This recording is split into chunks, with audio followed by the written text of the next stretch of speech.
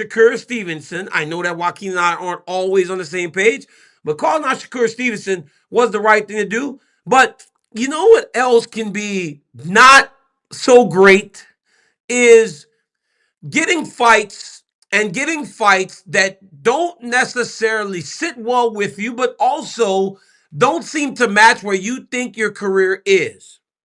Luis is going to throw me some of these opponents in the chat here in a second, but I'm talking Michael Venom Page.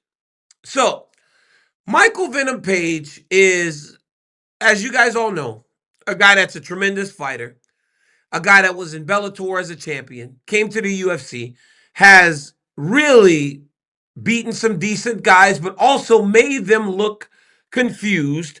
Michael Venom Page is also a guy that carries a star quality about him that people seem to want to be around him.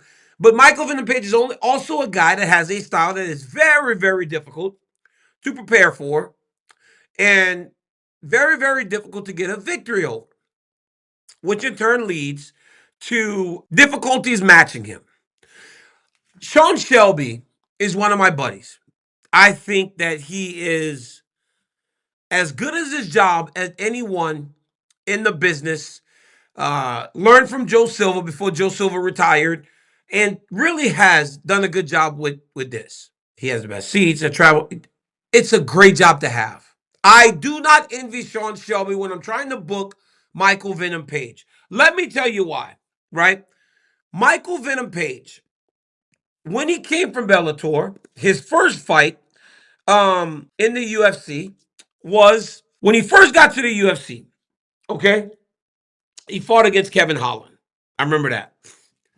He had a great big entrance, and then when you watch the fight, Kevin Holland was almost visibly frustrated because he couldn't get a bite on him. He just could not figure out Michael Venom Page. It was hard for him to find a way to fight him because the style is so different and so unique to who MVP is. Wasn't the most fun fight.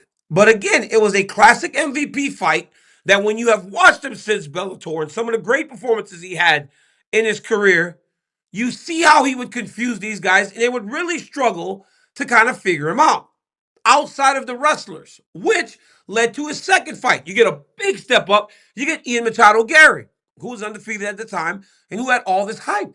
Michael Venom Page's style and the way that he goes about his business was so hard that even Ian Machado Gary turned into a wrestler.